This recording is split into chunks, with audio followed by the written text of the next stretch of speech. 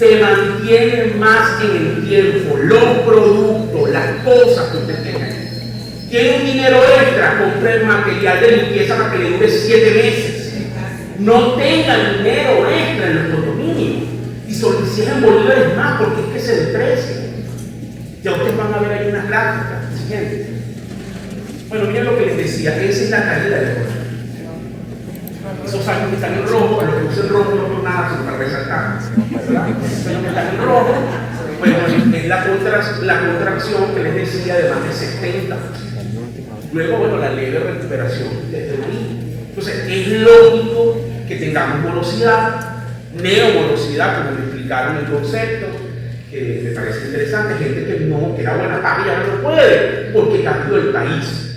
Pero ojo, también el país de antes era un país muy bizarro y real, porque las cosas no costaban lo que tenemos. Nosotros pasamos de un extremo a otro. Pasamos de un país donde la mayoría de las cosas no tenían el valor real. A nosotros nos regalaban todos los años $8,000 para viajar y para comprar internet. Lo que pasa es que nos olvidamos de eso. Bueno, un cupo, la gasolina no, eran 5,000 más 3,000 con el peso. Y 3,000 al tema de año 2003, control de carga, bueno, fueron bajando, pero del 2003 al 2007 fueron 5,000 más 3,000. No solamente porque lo estudié, sino porque lo viví. ¿Verdad? Entonces, y era un subsidio. Aquí viajó hasta Pedrita de los Palotes, gracias a Dios, porque después ya no voy a viajar más.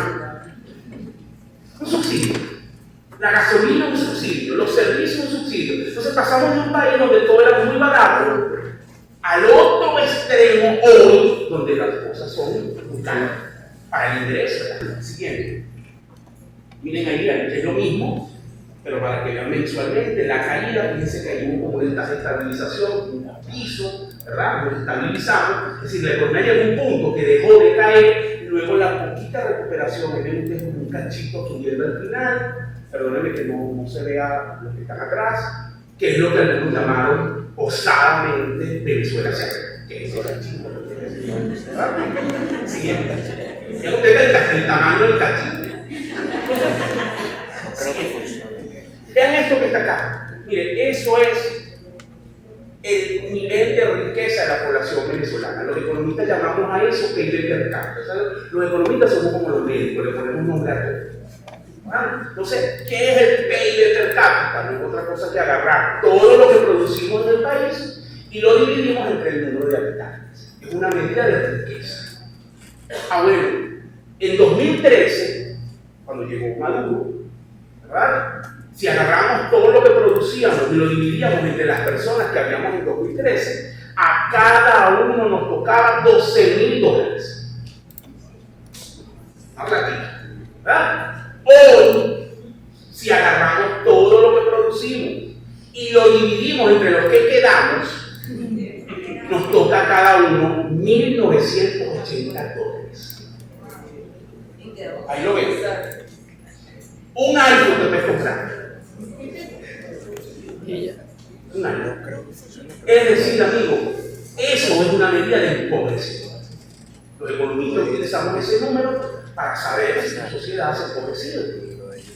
Y Curranquea, bueno, 1980, ¿cómo quedamos en América Latina? Somos el penúltimo país más pobre. El país más pobre es aquí.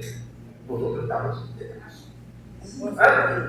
Contraste con Chile, para que entendamos también, porque mucha gente se va a Chile a pesar que es difícil entenderlo. Bueno, el PIB per cápita de Chile es $29,000 por habitante. 29,000 contra 1,980. Entonces, nos empobrecimos. Muy difícil que usted pueda cubrir todos sus gastos en estas condiciones. ¿Entienden? Bueno, y esto pasa porque. Vean esto. Estos son los gastos de una familia promedio. Comida que está ahí en rojo, en promedio, compromete más del 50% del presupuesto de la gente. En promedio, si usted agarra el 40% más pobre, allí es el 85%. Es lo que les digo, es esa población vulnerable que es que ni queriendo preparar comida. Porque de broma puede comprar comida. Eso es un tema. Y ojo, Eso está en todas las organizaciones, no es que eso nada más en Katia, no, en todas. Porque fíjense que hay otro fenómeno acá, que son muchas cosas para poco tiempo. El otro fenómeno es que el ingreso informal sube ahorita más rápido que el ingreso formal. ¿Qué significa eso? Que alguien que hace un oficio, peluquería, uña, mecánico, puede ganar más que una persona que está 8 horas en la oficina. ¿Y eso qué significa, amigo? Y nosotros lo hemos medido, que en muchas barriadas hay gente con muy buenos ingresos. Y en urbanizaciones hay gente que está muy mal, porque no tiene ahorro, porque tiene un trabajo muy precario, o porque incluso es jubilado, profesor universitario. Y tenemos esos contrastes de eso. Gente que está a lo mejor en una barriada donde las condiciones de servicio público y otras condiciones materiales son un tanto más deterioradas, pero tienen el día a día más flujo de caja, porque haciendo uña cobra 5 o 10 dólares y se hace 10 al día ya tiene 50 dólares. Y tienes en Cumbre de Corumo una señora, profesora universitaria, jubilada, que el apartamento se le está cayendo encima y una filtración para el que está abajo porque no lo puede pagar. Esos contrastes existen en la Venezuela de hoy, en estas condiciones. Donde el grueso de la gente es comida, medicina es lo segundo para que no llegue. Y gasolina que ahora se ha vuelto cara. Entendemos por qué ahora lo que hablo de supermercado y farmacia. Ah, bueno, porque eso es lo prioritario de la gente. Comida y medicina. Ahí está la prioridad. Siguiente. Vean el salario privado, el salario del sector privado ha mejorado, ¿verdad? Pero miren, el salario promedio del sector privado mínimo es 150 dólares. Promedio. Usted se va para Caracas, está más cerca de 200. Pero si usted se va para Cojedes, que tiene el salario más bajo de todo el país, es 90 dólares. Y junto al estado Sucre, que es alrededor de 92 dólares. Son los 2 estados más jóvenes. Entonces, los salarios, aunque han mejorado, esa es la curva subiendo, no alcanzan para cubrir todo. Insisto, la canasta vale cerca de 450 dólares. Supongamos que tú tengas 2 personas en Caracas que ganen el salario en promedio, 200 cada uno, vamos a suponer eso. No es tan sencillo. Son 400 dólares entre esas 2 personas. Todavía ellos 2 tienen que hacer ajustes en su presupuesto. Insisto, no comen toda la carne que quisieran, no comen todo el jamón que quisieran, no sé qué comen, ya el yogur se les convirtió en un artículo de extinción, lo quieren en su consciente, no saben que existen. Bueno, a lo mejor van a un evento y le dan yogur y dicen, wow, ya comí yogur, pero no pasa, ¿sabes? Eso no existe. Un helado de todo no existe. Salir a comerse una pizza no existe. Porque a veces nosotros vivimos en nuestras burbujas y creemos que lo que vivimos es el país. Hay gente que no sabe qué es eso. Que es lo que es salir un viernes de la noche, que es planificar un viaje a la playa, que eso no existe. Tú tienes un deterioro de calidad de vida porque la recreación también es importante. Venezuela tiene potencial para hacerlo, claro que sí, pero tenemos problemas políticos. El petróleo entra en la dinámica política. ¿Por qué? Porque hay sanciones. Venezuela no tiene libertad para vender su petróleo. No la tiene. Podemos después debatir por qué pusieron esas sanciones, eso ya es otro tema. El hecho fáctico es que hoy vender petróleo de Venezuela es una complicación. Lo vendemos como un pirata. Ustedes lo saben. Nosotros tenemos que sacar el petróleo, meterlo en un barco, apagar el radar del barco, ese barco va para Cuba o puede ir por allá por Rusia, en Rusia lo agarran, sacan el petróleo, lo montan en otro barco, lo mandan para Malasia. Todos esos pasos, intermediarios cobrando plata, vendiendo con descuento. Venezuela deja de percibir cerca del 40% de lo que debería recibir por vender el petróleo, así es que no lo puede vender de otra manera. Y además lo cobra en efectivo, porque si lo pones en cuenta te la puedes bloquear. Por eso es que tanto efectivo en Venezuela. Cobra en efectivo el petróleo. Bueno, imagínense usted la gente que recibe esa plata, ¿verdad? Usted póngale al Papa Francisco, a la Madre Teresa, y la gana Juan Pablo y lo saque la tumba. no va a haber manera de que ahí no haya cosas raras. Porque estamos hablando, el año pasado se recibieron 25.000 millones de dólares, imagínense eso en efectivo. Y el gobierno admite, lo admite el fiscal Tarek, cuando investigó al exministro de Petróleo, que se perdieron 16.000. Ahí se lo dejo.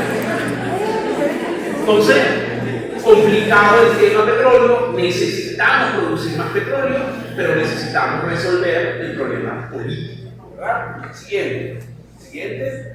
El crédito.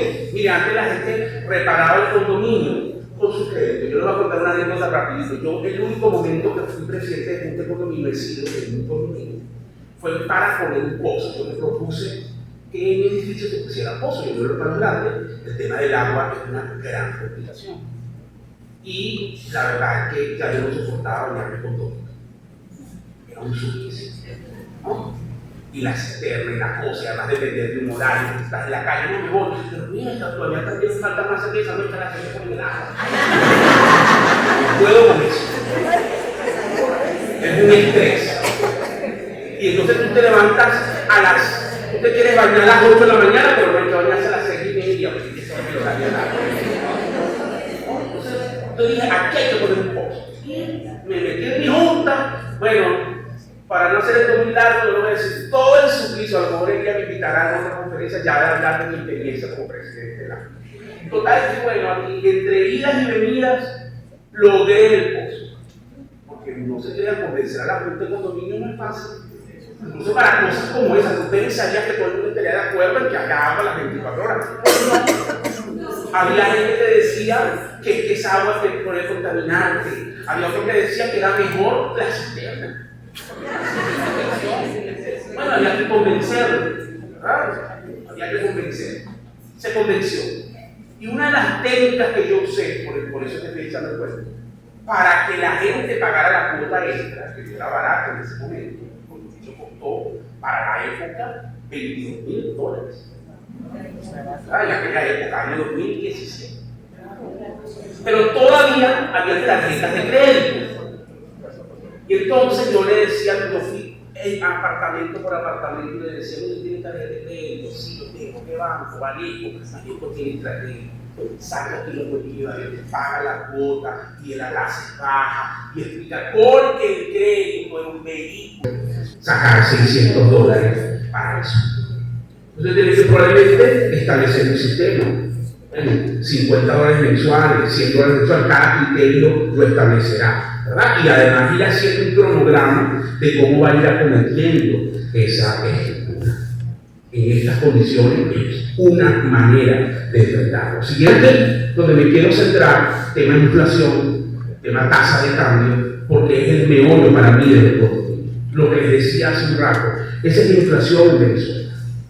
Vean ustedes el pico del año pasado, luego se ha estabilizado un poco, pero es una inflación estructuralmente alta. Está en estos momentos entre el 8 y el 10% mensual.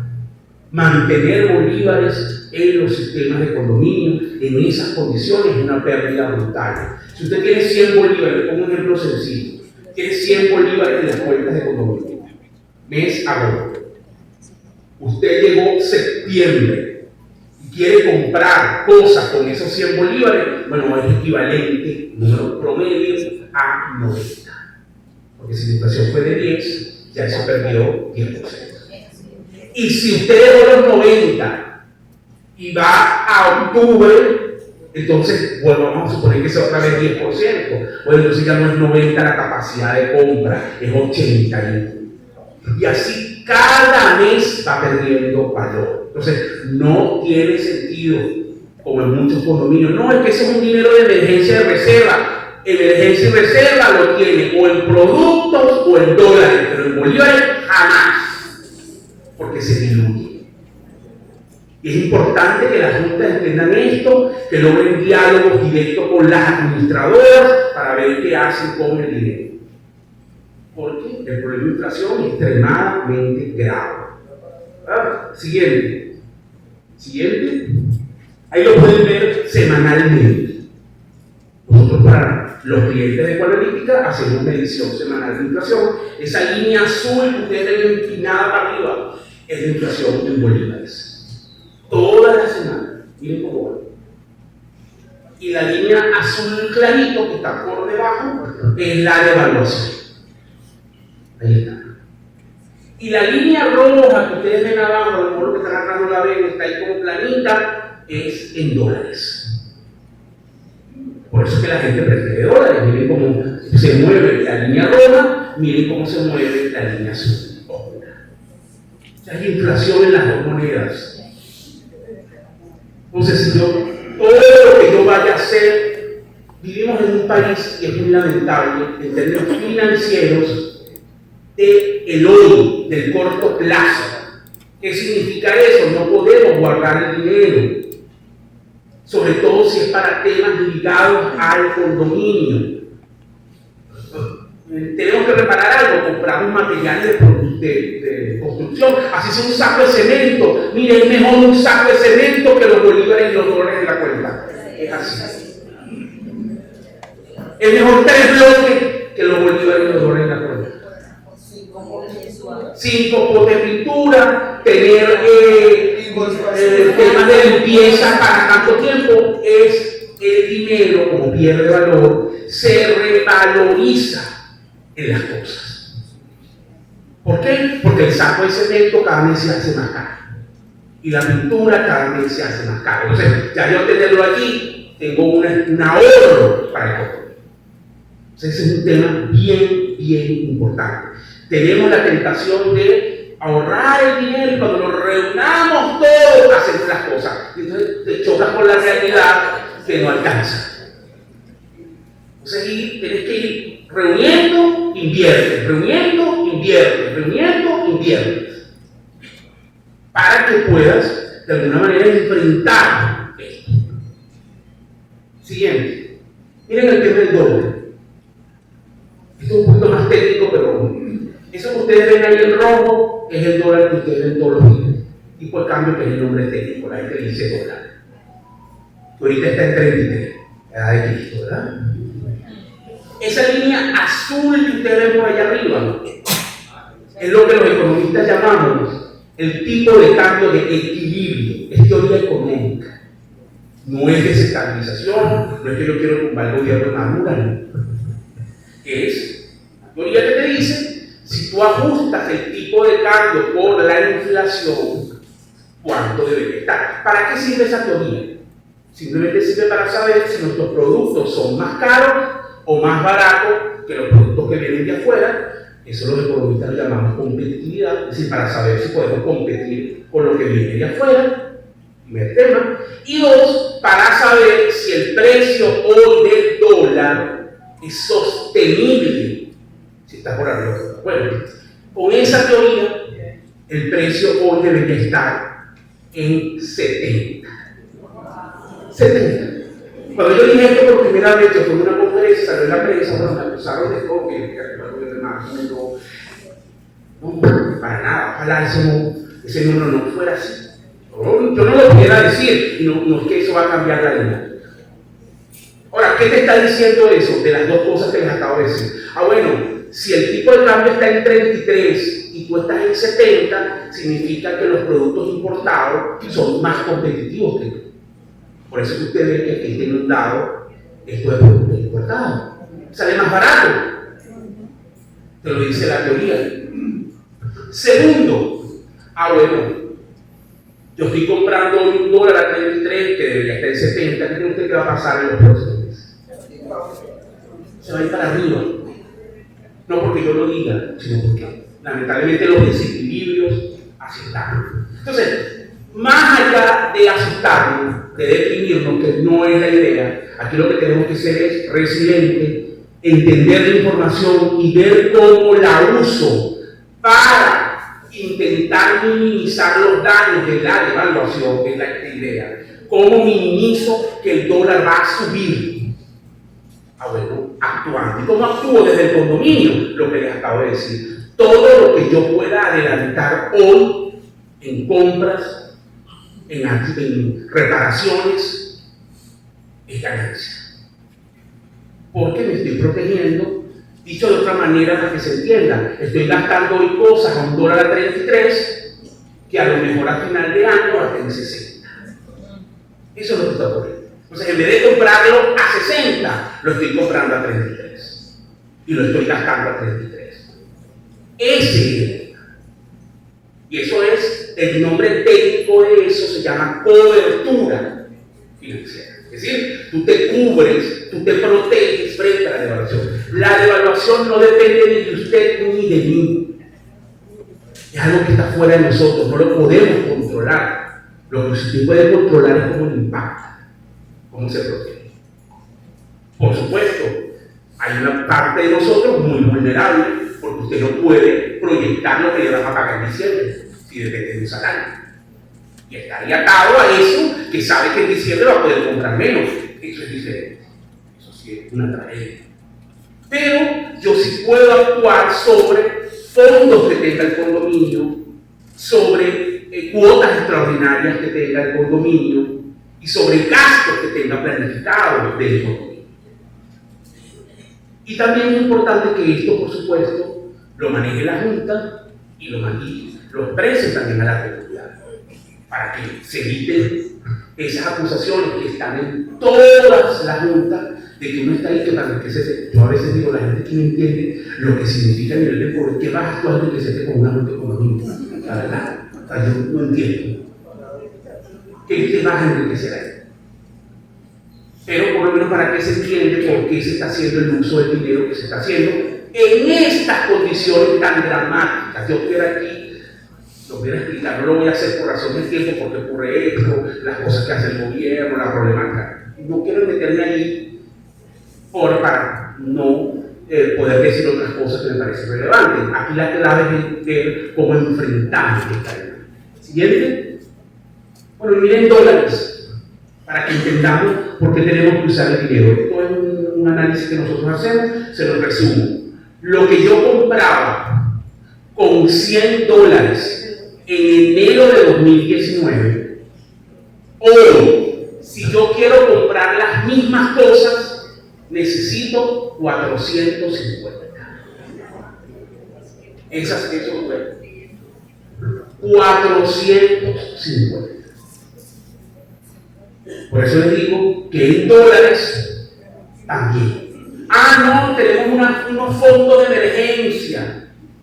Desde 2019 tenemos $1.000 guardados para una emergencia. La emergencia fue hoy. Bueno, te alcanza para la cuarta parte. Porque las cosas subieron en esa magnitud. Entonces, el tema es complejo, muy complejo, en las condiciones hoy que tiene Venezuela. ¿No? Siguiente, pasemos acá esto, pásame eso. Bueno, sectores que van a crecer, hablar un poco de perspectiva del segundo semestre, solamente para que lo tengan en contexto. Los sectores que crecen en Venezuela no hay ninguna sorpresa, son principalmente 9 sectores.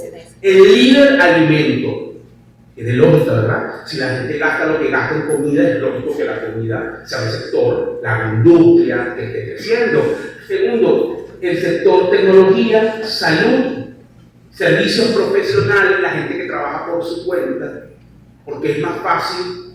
Usted, si una Coca-Cola nacional es más cara que una importada, usted compra la importada, no es tan difícil. Pero mire, sustituir un médico es más complicado. ¿Así?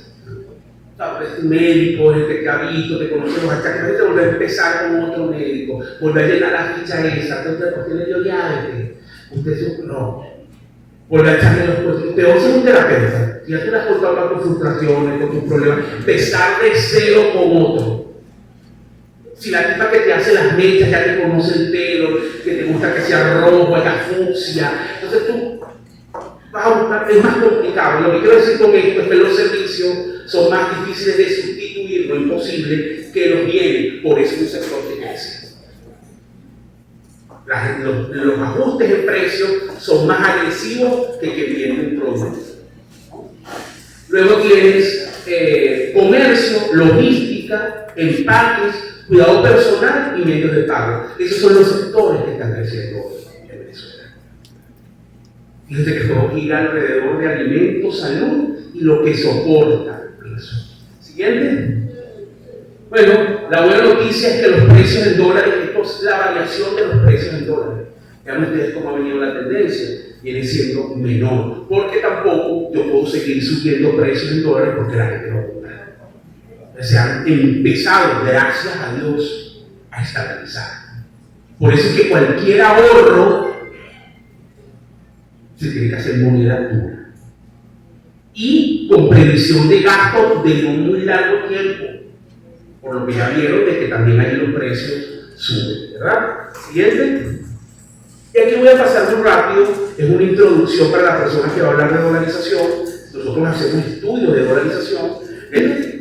Aquí lo ven por ciudades. La ciudad donde el dólar está más desaparecido es San Cristóbal, porque ahí manda el peso colombiano, ¿verdad? Ahí lo pueden ver. San Cristóbal, después le sigue Margarita y después Lecherías y Maracaibo. Son las 4 ciudades más dolarizadas hoy en Venezuela.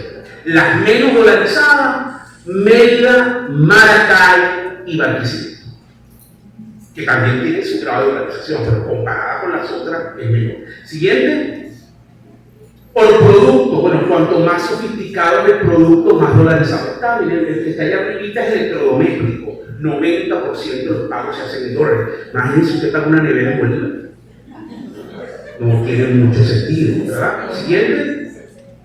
Ahí ven los tipos de moneda. Miren, bolívares 47%, dólares 42%, pesos colombianos 6%. El peso es tan fuerte en la región andina que ya hoy es la tercera moneda más usada. Solo por lo que representa en la región andina, donde está muy extendido su uso. Entonces somos un entorno multimoneda. Si Elías quiere replicar este evento en San Cristóbal, tiene que adaptarlo a la dinámica del peso. ¿verdad? Y si a lo mejor te vas para Puerto Ordaz, a lo mejor tienes que adaptarte a que algunos condominios reciben pepitas de oro. Y si lo haces en Acarigua, tienes que adaptarte a que algunos pagos se hacen con grama de café. Fíjense ustedes que cada quien buscó un sustituto de la moneda que se deprecia. Y no es que usted no quiera el bolívar, que es un tema de patriotismo, no, es un tema de protección de patrimonio. Tú sabes que cada día que pasa vale menos y por eso buscas mecanismos de proteger. Con oro, con café, con peso, con dólares. Cualquier cosa que rinda más en el tiempo que el bolívar. Eso es lo que está aquí. ¿Verdad? Siguiente.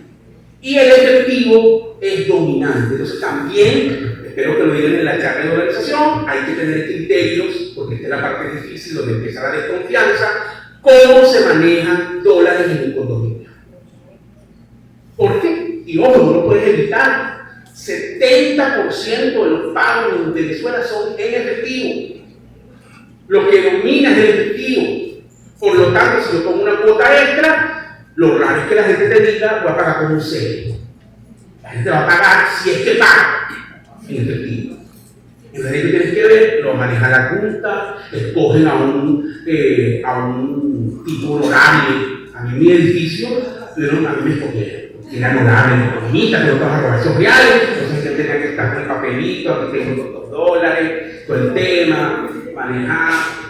Pero bueno, también parte de la colaboración de cada uno.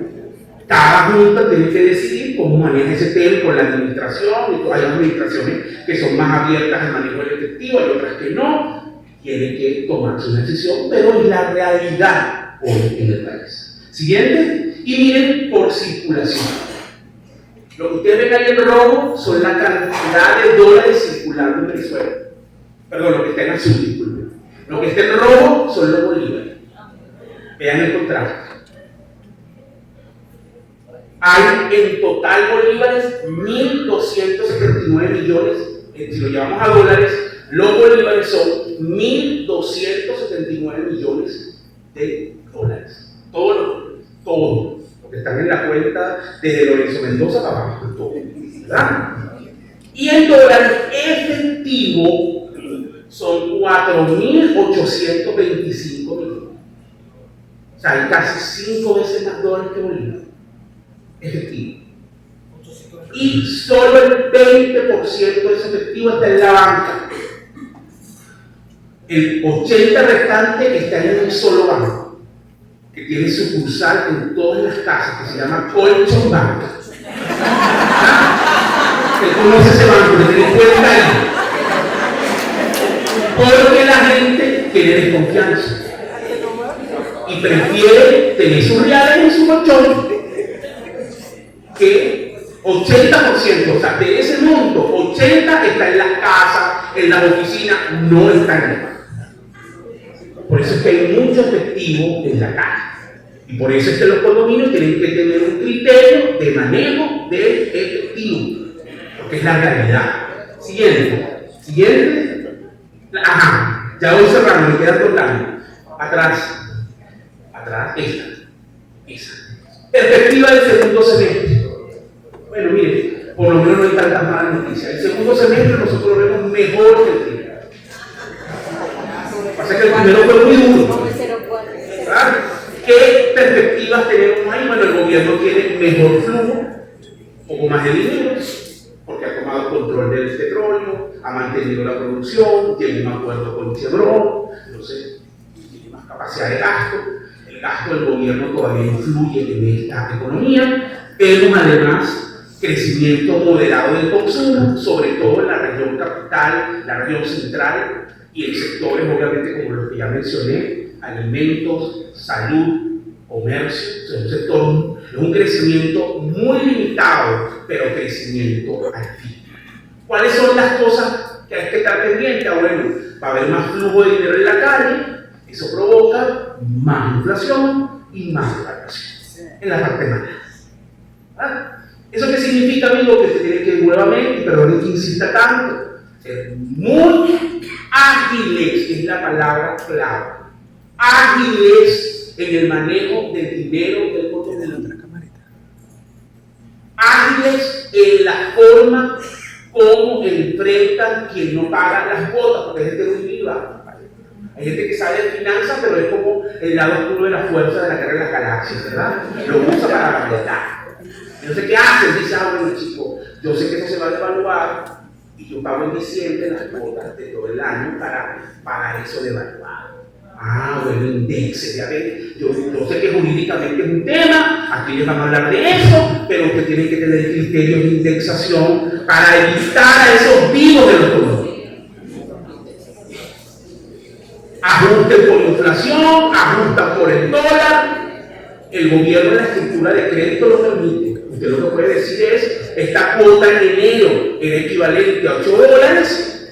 Tú en diciembre me tienes que pagar $8. No me puedes pagar otra cantidad. Algún criterio de indexación tienes que tener. Entonces, agilidad, porque vamos a tener aceleración de inflación. Siguiente. 5 prioridades para el condominio. Cierro con esto, ya algunas las dije, aquí las resumo. Mire, primer punto, ¿cómo reduzco, transformo gasto? Aquí también parte de la creatividad de la Junta. ¿Qué cosas podemos hacer? ¿Cómo enfrentamos ciertas dinámicas? Tenemos que abrir la mente. El vigilante está muy caro, bueno, ¿qué hacemos? Cambiamos la empresa, quitamos la vigilancia, establecemos otro sistema. Tienen que buscar formas creativas de ver, porque tampoco pueden permitirte que los gastos suban, y entonces el condominio sea impagable. Tienes que buscar maneras de ver cómo lo haces. Y eso pasa por abrir la mente, por discutir, por tener flexibilidad. Yo se lo digo a las empresas, porque las empresas también tienen el mismo problema. Los gastos y los costos le están subiendo y por eso los precios se vuelven caros, la gente no puede comprar. Aquí es más o menos lo mismo, en el sentido de que tengo que controlar mis gastos para que la cuota de condominio más o menos se mantenga y la morosidad no suba, porque la morosidad también está atada a la subida de la cuota. Entonces es muy importante ese tema. Segundo, ahora ¿cómo puedo buscar ingresos adicionales? También. Mira, que hay un mundo de canchas de pádel, la gente me montó una cancha de pádel aquí en el condominio. Les doy un datito para que se den. abra la mente. Los ingresos de una cancha de pádel pueden estar usualmente en el orden de $12,000 a $14,000. Que el condominio se quede con $4,000 o $5,000 es un tremendo ingreso. Montar, no sé, una antena, gente que dice, no, que son todos unos rayos que me afectan, déjense de estupideces. ¿Verdad? Eso no es verdad. Vaya, ver cómo puedo, simplemente que lo evalúe. Habrá edificios que lo pueden hacer, habrá edificios que no lo pueden hacer, alquilar el salón de fiesta, ver maneras de cómo generar ingresos. Es adicional. También lo tengo que evaluar. Inteligencia de negocio, eso se aplica a las empresas, al condominio también. Sepa quién es quién en su edificio. ¿Quién es el que está vulnerable? ¿Cuánto representa el porcentaje? Aquí tenemos 25% de personas de la tercera edad que no pueden pagar. ¿Qué vamos a hacer? Aquí tenemos un 10% de un tipo enchufado del gobierno que no nos podemos meter con él. ¿Cómo hacemos? Tenemos que entender quién es quién en el edificio. ¿Quién tiene mucho real que a lo mejor no puede ayudar y nos da una platita adelantada y después le descontamos la cosa? Si usted sabe quién es quién, puede diseñar estrategias, pero usted no tiene ni idea de quién es que vive su edificio. Son los de la Junta y nada más. No, haga un censo, un mecanismo de conocimiento para entender su estrategia.